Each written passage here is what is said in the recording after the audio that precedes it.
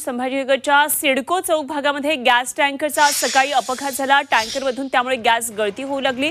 अपघातग्रस्त गॅस टँकरमधून दुसऱ्या टँकरमध्ये गॅस भरायला सुरुवात करण्यात आली। खबरदारीचा उपाय म्हणून सिडको चौकामध्ये 2 किलोमीटरच्या परिसरामध्ये आज प्रवेश बंदी करण्यात आली।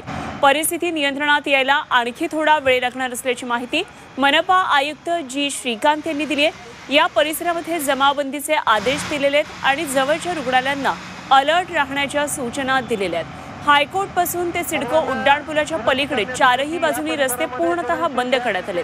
नाईक कॉलेज परिसर हॉस्टेलमधल्या सर्व विद्यार्थ्यांना बाहेर काढण्यात आले। N3 या भागातल्या तसंच 1 किलोमीटरच्या परिघातील संपूर्ण परिसर आणि घरं रिकामी करण्याचे आदेश देण्यात आले। नागरिकांनी सुद्धा घराबाहेर पडू नये, मोबाईल आणि ज्वलनशील वस्तू वापरू नयेत अशा सूचना देण्यात आलेल्या आहेत।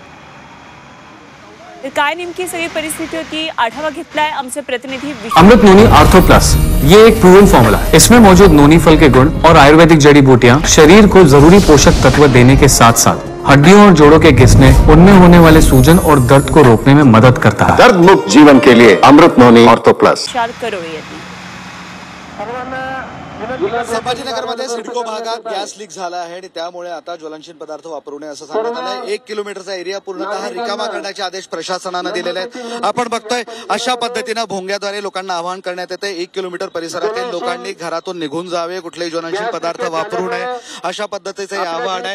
धोका वाढलेला आहे त्यामुळे निश्चितपणे खबरदारी म्हणून हा संपूर्ण 1 चौरस किलोमीटरचा परिसर रिकामा करण्याचे आदेश देण्यात आलेले आहेत। अशा पद्धतीचं आवाहन करण्यात आलेले आहेत। काही लोक आपल्या सोबत आहेत। काय तुम्हाला आवाहन करण्यात आलंय, काय सांगण्यात आलंय सांगा मला। या ठिकाणी HP कंपनीचा गॅस सिलेंडर लिकेज झाल्यामुळे गॅस रस्त्यावर पसरतोय आणि 1 किलोमीटरच्या परिसरामध्ये आग लागण्याची शक्यता आहे। त्यामुळे या परिसरातील नागरिकांना आमच्यातर्फे आवाहन करण्यात येतं की आपण हा परिसर त्वरित रिकामा केला पाहिजे।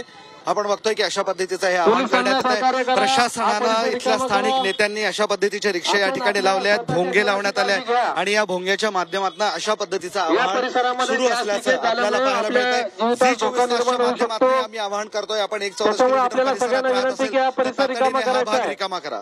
Video journalist Chhatrapati Sambhajinagar.